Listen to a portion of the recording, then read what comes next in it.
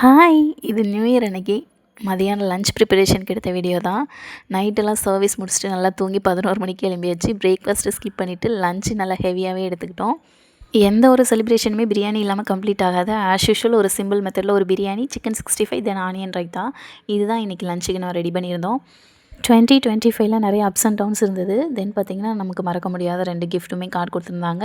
ஒன்று எனக்கு செகண்ட் பாப்பா பிறந்திருந்தாங்க. தென் பார்த்திங்கன்னா நம்ம பேக்கிங் பிஸ்னஸுமே 25ல தான் ஸ்டார்ட் பண்ணோம். எனக்கு இன்றைக்கி பிரியாணியில் ஆட் பண்ணுறதுக்கு மின்ட்டே கிடைக்கல எங்கள் ஏரியாவில். ஸோ நான் அதுக்கு பதிலாக மின்ட்டை ஸ்கிப் பண்ணிவிட்டு ரம்பையில் ஆட் பண்ணியிருக்கேன். இதுவுமே பிரியாணிக்கு ஒரு நல்ல செம்ம ஃப்ளேவர் கொடுக்கும்.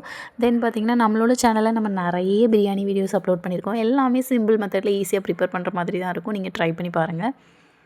எனக்கு இந்த நியூ இயர் இப்படி தான் போச்சு. உங்களுக்கு இந்த நியூ இயர் எப்படி போச்சுன்னு கீழே கமெண்ட் பண்ணுங்கள். தென் பார்த்திங்கன்னா இன்னும் என்ன ரெசிபீஸ் நம்ம அப்லோட் பண்ணலாம், உங்களுக்கு என்ன ரெசிபீஸ் நீங்கள் ப்ரிஃபர் பண்ணுறீங்க அப்படிங்கிறதையும் கமெண்ட் பண்ணுங்கள். கண்டிப்பாக நான் ஷேர் பண்ணுறேன்.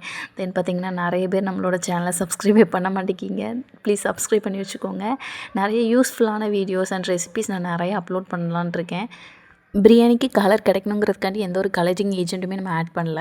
நான் காஷ்மீரி சில்லி பவுடர் தான் ஆட் பண்ணேன். அதுவே நல்ல ஒரு பிரைட் கலர் கொடுத்தது.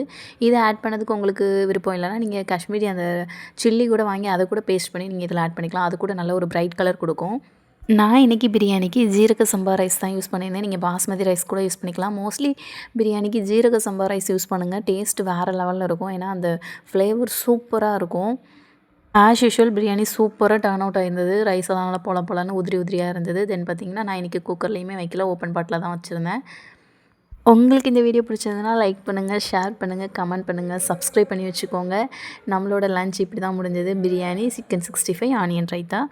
தொடர்ந்து நமக்கு சப்போர்ட் பண்ணுங்கள். தேங்க்யூ.